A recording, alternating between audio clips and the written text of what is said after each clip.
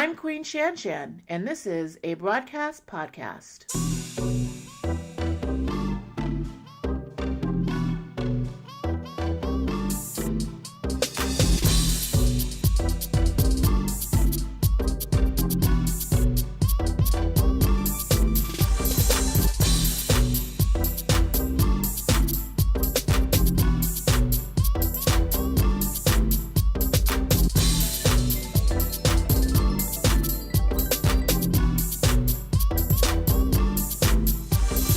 Hey girl, hey! This is your girl, Queen ShanShan, and we are in episode 10! What? I cannot believe it. I always say that every week, but I really can't believe it. Episode 10. We had a great episode 9 with Rick last week, and we discussed the Grammys, the Oscar nominations, and we just want to say good luck to all the nominees. We cannot wait for the shows to air. So once again, Rick, thank you very much for being my host. This week, we have a goodie. We have a really, really goodie. My good friend Lori is here, and we're gonna dish. We're gonna laugh. It's gonna be silly. So hold on to your hats and your wigs. This is going to be a great episode because we're going to talk about women in business, relationships, new beauty products. It's been a while since I spoke about beauty because we've been talking about culture. But we're going to talk about the new Morphe brushes with collaboration with Jeffree Star. Lori! Hey girl, hey! Hey girl, hey. Before we get into the dish, what's for dinner? Did you like it? I did like it. We had Chinese food. We had Chinese food. By the way, it is the Chinese New Year, so Happy New Year to all my Chinese friends. Oh my goodness. Friends. Thank you. It is Year of the Pig. It is Year of the Pig. And that's how the show's going to start. There you go, folks. We've got not even 10 seconds of the show. Folks. Okay, so we had Chinese food from Dragon Restaurant, and we ordered a smorgasbord. And of course, we cannot forget my beloved producer and good friend, Edward. Hello, Queen ShanShan. Hey, go hey. From the Iron Curtain behind you. Can't see anything that's going on. But that food sure was good. It was good. We ordered a little mini smorgasbord. I ordered, to share with everybody, obviously, orange chicken, some brown rice, and a seafood plate that had whitefish, scallops, and shrimp. Lori, what did you order? Kung Pao chicken. It was delicious. You liked it? I did. Good. And then, Edward, what did you order? Pig. Oink, oink. Mm-hmm. And some fried rice. And some fried dumplings. And oh, that's right. Delicious. So, really Dragon Restaurant, it was delivered to us by DoorDash. Hashtag DoorDash, are you listening?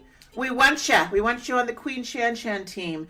So, I'm going to give Dragon Restaurant 5 wigs up. Agreed.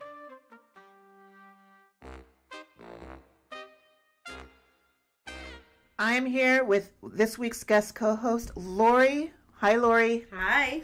I'm so glad you're here. She is a very good friend of mine. She's also a music executive professional that has a career that spans over 20 years. She works for a major music company. She licenses and clears music for media, for film, TV, and let's be honest, she's like the best negotiator out there. She works hard. It's fast-paced, very busy. She juggles lots of hats. And in the meantime, just like me, she enjoys entertaining, dancing, being with her significant other for over 15 years. And Lori, thank you for being on the show. Thank you for having me. I'm so honored to be here. And Yay. we've been friends a very long time, and I'm very supportive of what you're doing. You are. So supportive, just FYI, you guys, is her man. May I say his name? Joe. Mm-hmm. He's the one who actually designed my music for my intro and my outro. Because I went to Lori and I said, you know what? Your man's a music producer, a music creator. Can he help me with my show? And she's like, yeah. I'm not even asking Joe. Yes, I farmed him out. You farmed him out. So, Joe, I know you're listening. Thank you so much for being a great supporter of my show and getting this great intro and outro music for my show. Everybody loves it. I love the music, and it really, kind of shows who I am, right? Absolutely. He had you in mind when he created it, and Yay. I think he did an excellent job. And he can do your music for your Okay. podcast, website, whatever it is, too. He produces, he edits, and does all kinds of things. Look at you. Shannon knows how to get a hold of. Absolutely. Got to give my man a shout out. Okay. That's a good woman. What is the saying? Every good man or every great man stands behind did I say it wrong? Behind every good man is a good woman. There you go. Or behind every good Absolutely. man is a good man, or behind every good woman is a good woman. Whatever works for you. And behind every We're inclusive. I was gonna here. say something really nasty, but I'm like, this is a PG show. So let's discuss how you and I met. Okay. It was 1902. And no, we met 22, 23 years ago in San Diego. I used to live in San Diego in PB. And you just moved there. Well, you always lived in San Diego, but you moved into this apartment complex. Correct. Right. And a mutual friend of ours were the property managers or the apartment managers. And these two guys that we love and hung out with, they were big partiers. And so I knew them from work, and just so happens that we were having a party at the house one night or one weekend. I come up, and there was a whole bunch of people in their apartment, and here comes Lori introducing herself, and me and Lori hit it off right from the beginning, right? Mm-hmm. It's been ever since. I know. And you had a roommate as well at the time living there, and we just hit it off because we had a lot of good things in common. Obviously, we love Prince, we love Michael Jackson, we love R&B, we love the arts. We love different types of the same kind of movies, right? Yes. Yes. And we also there was that group of friends and we are all still friends today. We are. That was 20-something years ago. Isn't that crazy? And the good thing about that was, our friends that were the brothers were the nucleus of our group. Mm-hmm. There was always parties every week at their house, Yep. or we were always doing things together. Mm-hmm.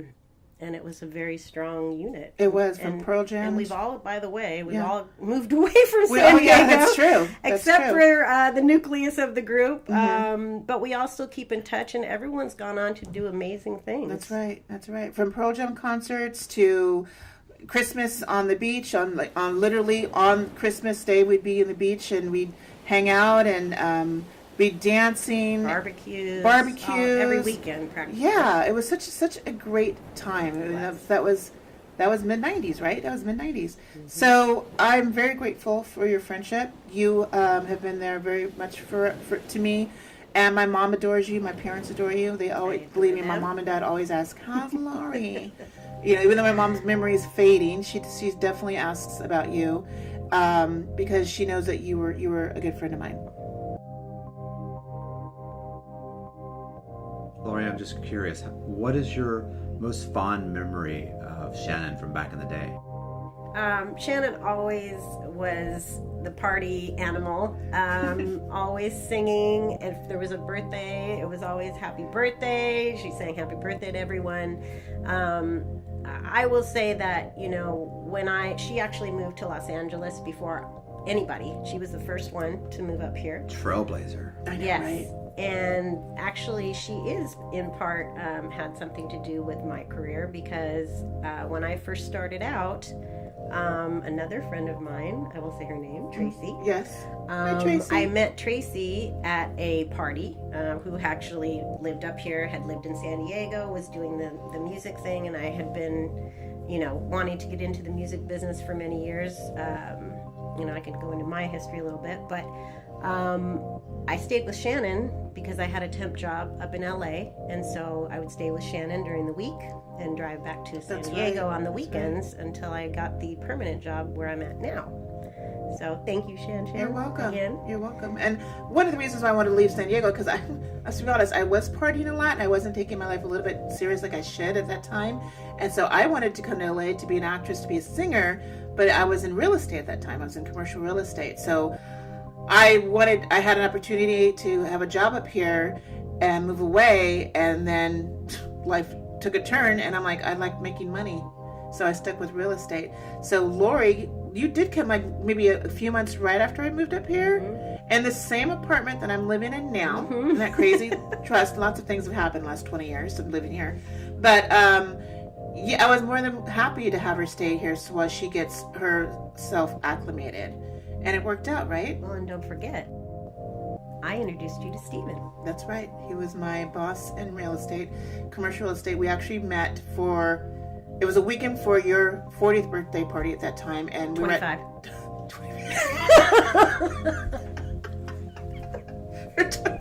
Her It's her 21st birthday.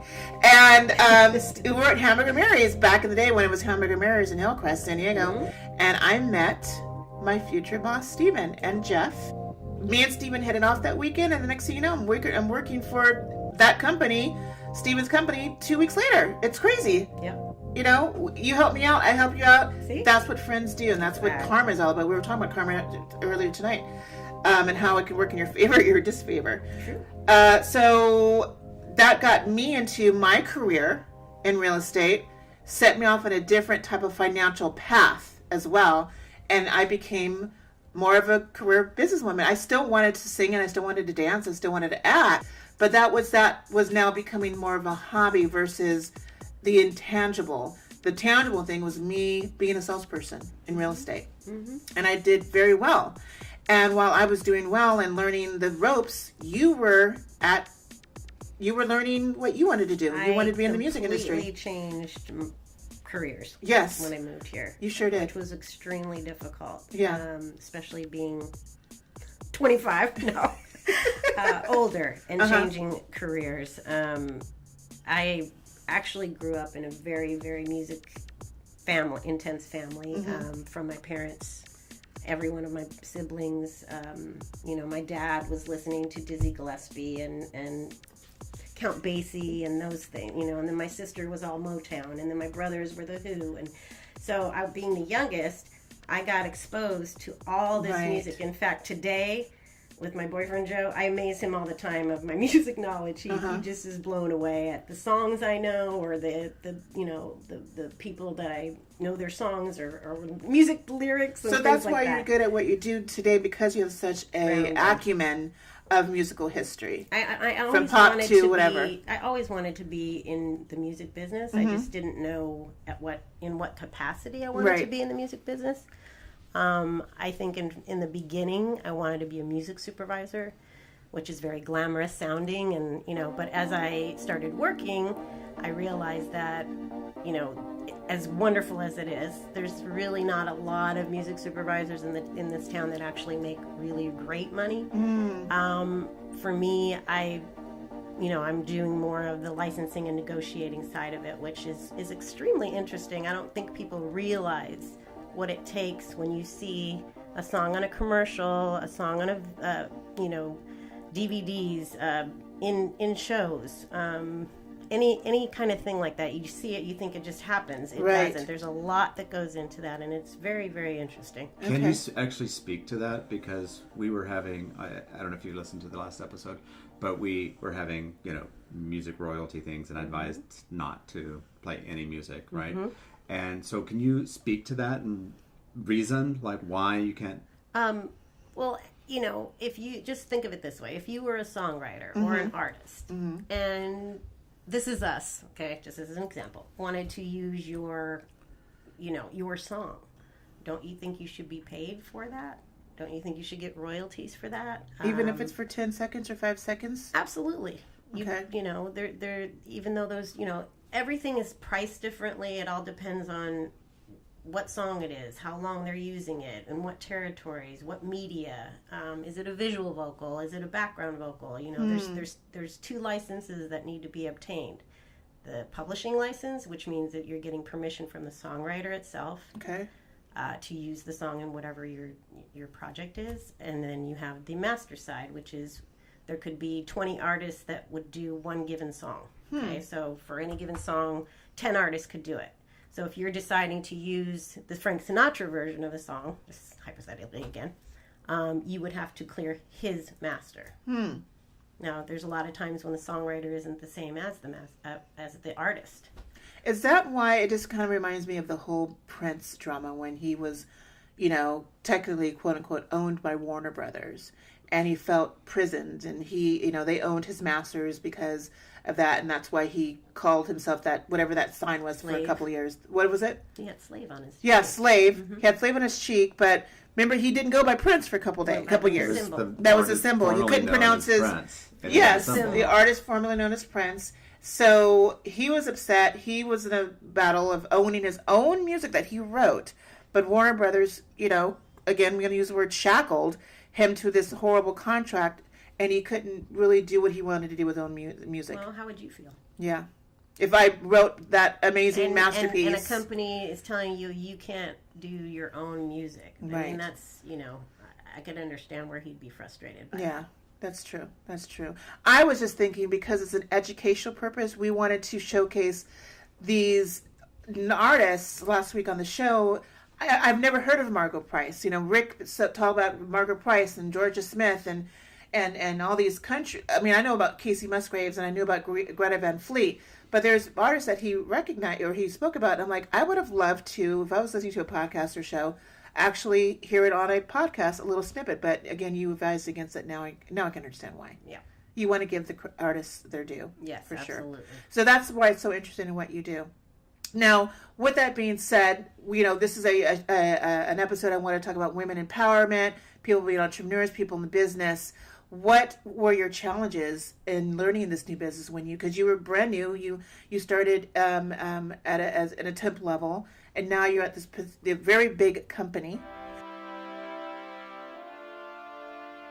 Coming from, I was actually in retail. I was also in the hotel business for a very long time, which I actually loved. But I always had a passion for music, and I knew that I would be working in the music business at some point. But I didn't know what area. So I had planned to move to Los Angeles to pursue that. That's interesting. Mm-hmm, it is interesting. Because, I mean, LA is a TV movie town. Absolutely. But music. it is also a Of course it is. huge music town. Yeah, of course. But I think sometimes the movies and the TV still the thunder, but it's a huge music town. And I also had a lot of friends that were in the music business, played in bands that I would go all the time to see live music. So that was, I just always have had a passion for music.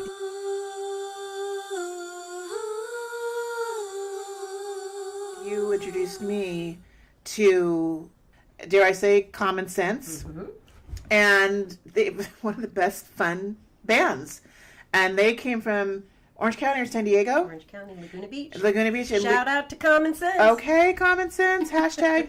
And because of the love of music. So you were going to ask a really interesting question, though. I wanted to ask you guys, since you have a long history with each other, has there ever been any jealousy of your successes, or of each other's successes? Yes, or even maybe mutual admiration of each other? Well, definitely. Which one is it? Mutual admiration, Good. for sure. Because that's the right answer. She knew where I was coming from and what I wanted to do and my struggles, and at the same time I knew what she was coming from and her struggles. So again, she stayed at my house. She needed a place to stay. That's what happens when you are true supporters for friends. And if you remember the podcast we had, our second or third podcast, we were talking about women who are entrepreneurs, who are business minded, but there's always a cattiness or a jealousy, yes, or some kind of backstabby a way to not really congratulate your sisters and their upcomings, So Lori, I want to say thank you for always supporting me. And I thank you as well. Yeah, we need that. We need more women to support other women in their ventures and their dreams. When we don't have maybe your family supporting us or other people, we've got to definitely have a sisterhood. Absolutely. And I think, in my first professional job, I worked as a hotel concierge. My boss, who was a woman, was one of the most supportive people, and that was where I got my, she mentored me, and that was where I thought, she was a successful woman, and she, invested in me, and she was nothing but supportive. And I always thought, if I'm ever in a position where I can, push women forward and help them like I was helped, I will do that. And I have continued to do that. And in my situation now, my boss is she's a woman. And she's wonderful. Mm-hmm. I wish I could say her name. But she empowers us as a department, as women, the women in her department. I see more VP women in my industry every day, which so I love to see that. That's so great. So I'm a huge believer in helping other women advance, because there is a lot of backstabbing women who are jealous and insecure. Yeah, they are. And instead of trying to uplift, they're trying to bring you down. Absolutely. And that just infuriates me because I just don't understand that concept. But it's out there. It's Yeah, very it's prevalent in this town. Yes, it is. So. Yes, it is. So let's talk about we talked about you and Joe, and I, being a single woman here in Los Angeles, I've had my long-term relationships, my short-term relationships that you know about. Right now, I'm single, currently single, and I'm not complaining. Believe me, I love my single life, but I do miss the cuddleness at home and coming home. Hey, honey, I'm home. Let's go out to dinner. Let's do that. I miss that. I wouldn't deny a relationship trust in my life, but I've always been career oriented, and me, I'm very independent. No one's gonna tell me what to do. It's hard.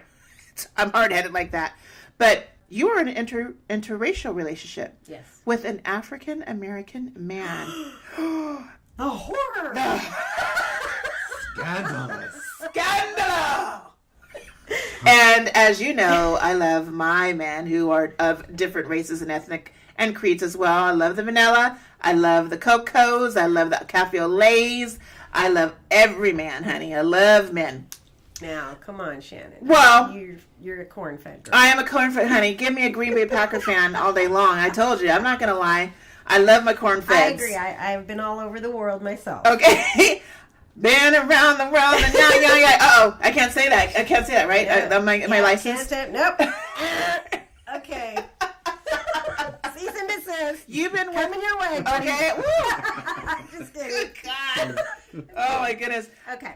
You've been with Joe for over 15 years, yes. And I just was, I'm always questioning, that I love men of different colors and creeds and ethnic backgrounds. What has made you and Joe last this long? And have you had? I know you're going to say. Well, I know your answer, but have you had challenges? Have you had interesting looks and attitudes towards you that you are dating a black man? Mm-hmm. Yes. Okay, because you are a American Italian woman. Yes.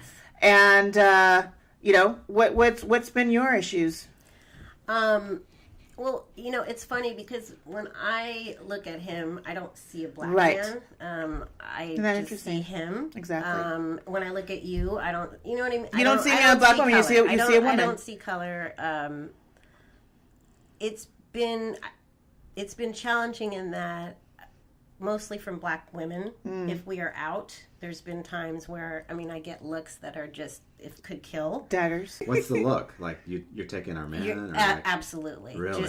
Just like... And I'm looking what like... What are you doing with him kind of thing. And that's the funny. Stole him from, and that...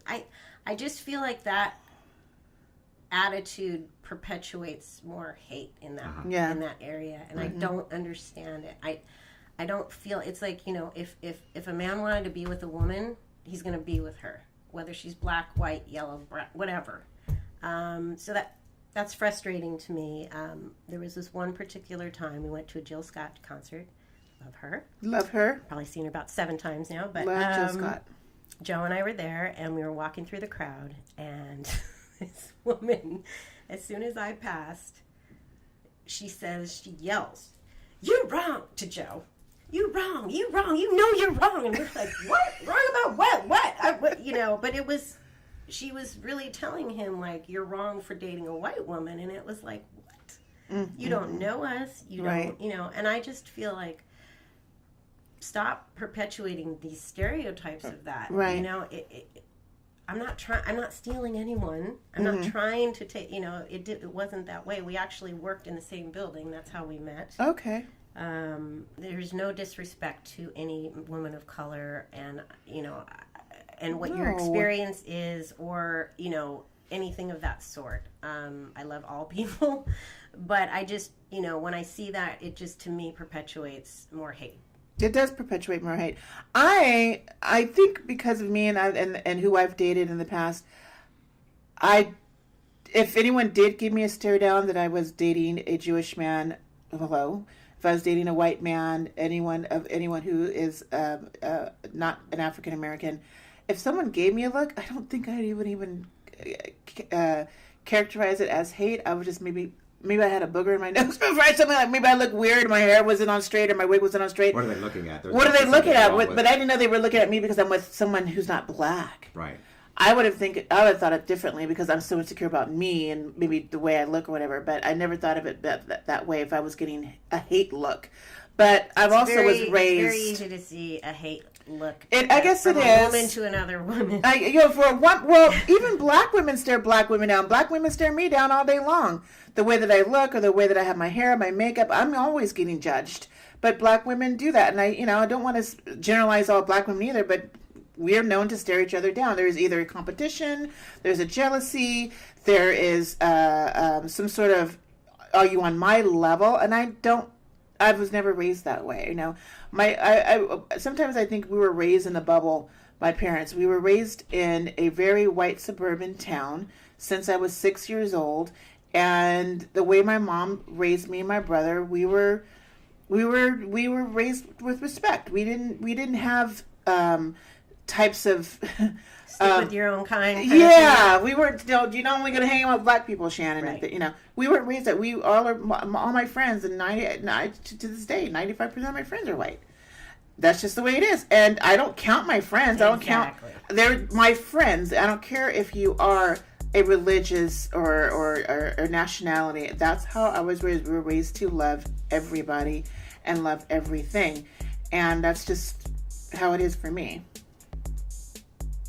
Well, I really wanted to say thank you, Lori, for explaining and talking about your history, how we met and everything, and your career. We're very proud of you.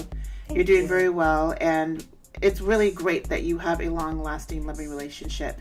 But we got to talk about some tea. Just real quick, we were talking about, obviously, the music industry. R. Kelly's back in the news. He actually tweeted today that he was going to get ready to embark on a new tour thousands of miles away, interestingly, from the United States.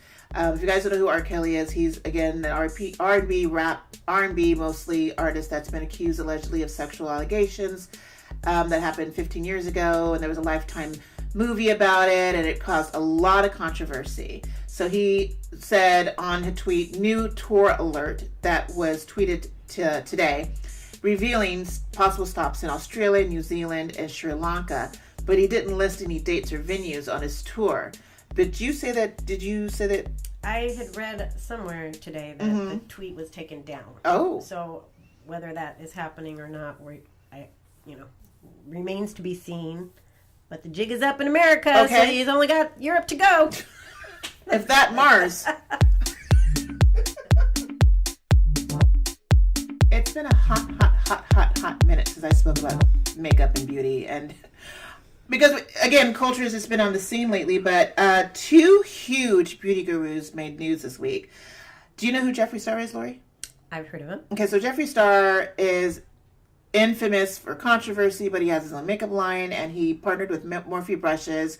Morphe brushes is who I spoke about, again, with James Charles, another huge makeup guru. He launched a brand new brush collaboration with Morphe brushes yesterday. Spelled Morphe. They are just blowing up since 2016 to now from makeup, and they have very affordable, reasonably priced brushes. Now they've exploded in the makeup scene, from eyeshadows to foundations to blushes to highlighters. Great company. And they sold out their brushes with collaboration with Jeffree Star in hours yesterday. That's amazing. It's amazing. Just like James Charles sold out his palette for hours. To this day, you can't even see a James Charles palette on the shelves because it sells out.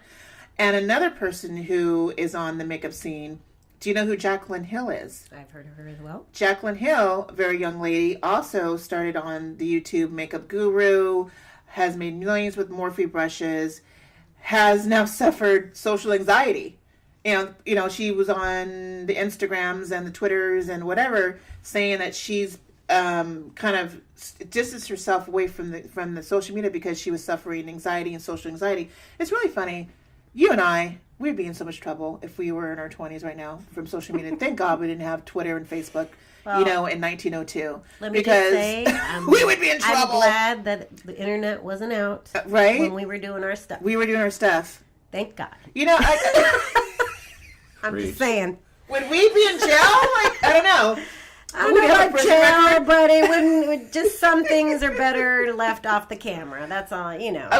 We were, you know, it was a different time. It was a different time. Now, you know, as great as social media is, I don't feel like, you know, I think that's why people get stressed out, because they put every single minute of their life and every minute of their day, especially when you have, you know, you're someone like a Jaclyn Hill or you know, someone who, you know, includes tweeting for your business and certain things, because then you have people hating on you, you have people, you know, and that can get to you. You say one wrong thing and you are chastised. You are chastised, you are trolled.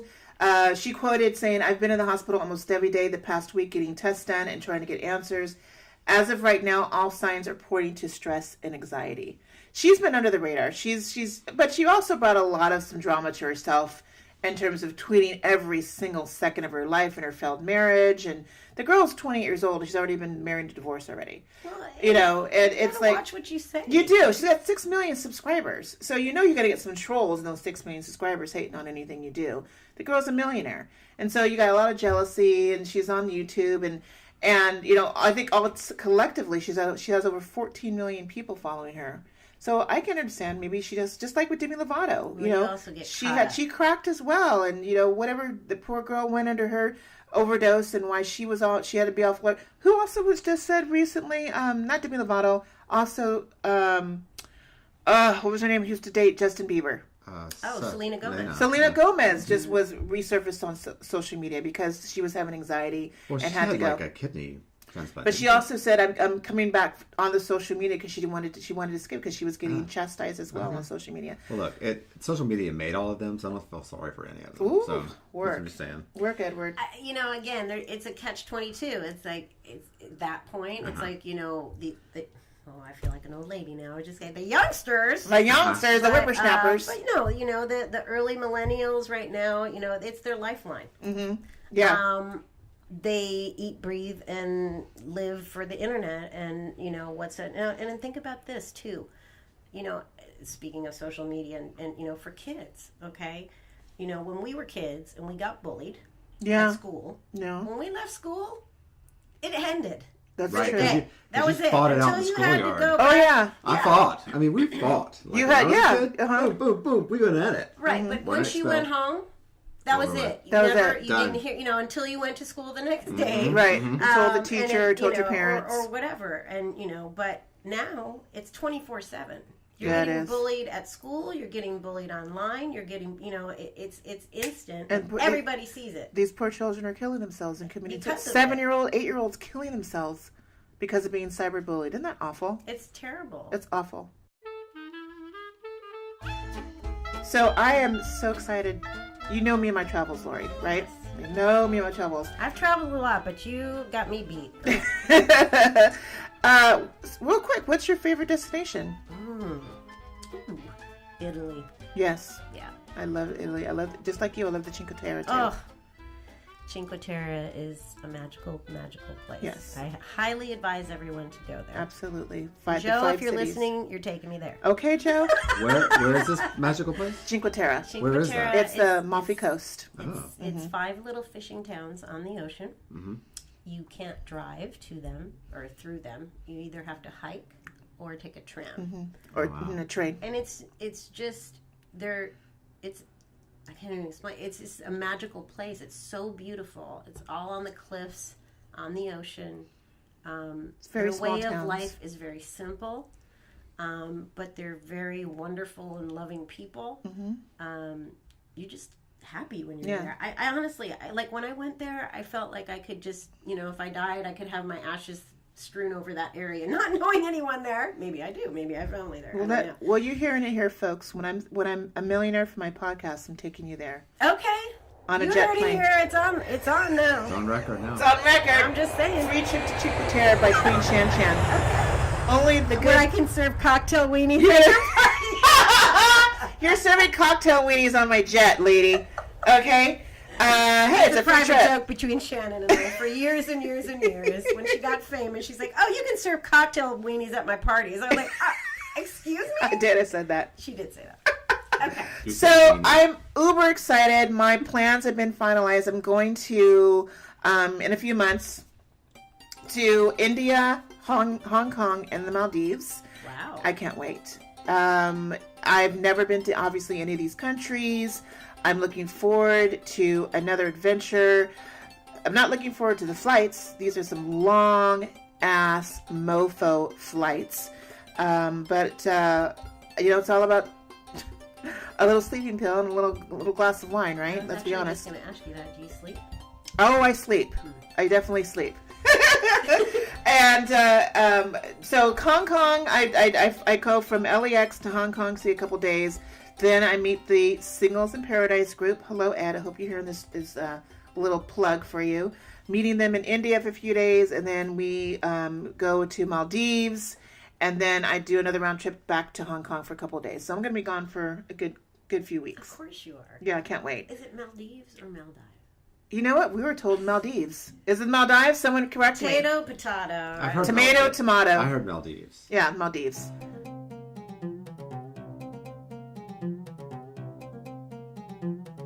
It's the Madonna Minute. We got to talk about our girl. We didn't talk about her last week. We're definitely going to talk about her now. You know what? She's getting a very big achievement award from GLAAD. That's what I heard. Yeah. Saran wrap?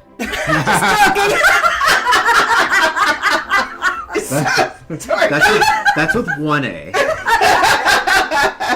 GLAAD girl. A girl can really hold it together. Yeah, she can really. Look, you're so corny. Oh my goodness. I know. From the she's getting this a great award, the Advocate for Change Award, at the 30th annual GLAAD Media Awards in New York City on May 4th. And come on, the girl deserves it. She has been nothing but a great spokesperson for the LGBTQ plus community, and it's no surprise that she'll be honored with this award of this stature. Lori, guess where I'm taking you after the show? For drinks? Girl, that's after. We're going to go to Napoli Natural Hair Products in Los Angeles. My girl Sharon opened a brand new store that is do-it-yourself hair products for your hair and for your skin. I'm talking from jojoba oil to coconut oil, things that are great and wonderful for your hair and your skin. That sounds awesome. Is it just for women of color? Girl, please. It is for everybody who has hair, and even Edward who has no hair.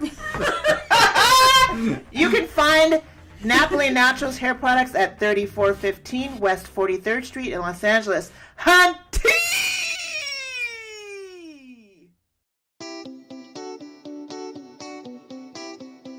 Hey Edward, what happened in Today in History? Well, today in history, we're actually going to do something a little bit different and stick to the format from last week. Since Lori's here, I thought we would do a music history theme. Okay. Okay, so on February 6th in 1982, Centerfold by J. Gal's Band hits #1 on Pop Chart. In 1990, Steve Bryars of Wells recites entire lyrics of Queen's album A Night at the Opera in 9 minutes, 58.44 seconds, backwards. That's crazy. That's Backwards. incredible. In 1995, rapper Tupac Shakur convicted of sexual assault charge and sentenced up to 4.5 years in prison. Wow. And that's your day in music history. Broads, your girl Queen ShanShan. We want you, men and women, boys and girls. If you want to come on our show and discuss your experiences and spill the tea with food, culture, beauty, and travel, please email us at abroadproductions@gmail.com. You can also find more information on our brand new website, abroadproductions.com. Please follow us on Instagram at Queen ShanShan, our Facebook fan page, A Broad Productions, and our Twitter at A_broad_prod. Thank you for listening and continuing to subscribe to the podcast. Now, Lori girl, my Lori morning girl, I just want to say thank you so much for being on our show. You are a great friend. You have been a great co-host. Thank you so much. I am so thankful for being here and honored that you asked me to come on the show. Thank you, Edward. It was an absolute pleasure, and I am so proud of you, Shannon. Thank you. I support everything that you do and always have. Yay. And I hope I'll be asked back sometime. No, you're fired. Done. Of course you'll be back. And Edward, thank you again for producing and directing us. Please join us next week as we welcome movie producers and friends of mine, Sean Dwyer and Elizabeth Cullen, as we discuss their new upcoming film. I'm Queen ShanShan, and thank you for listening to Abroad.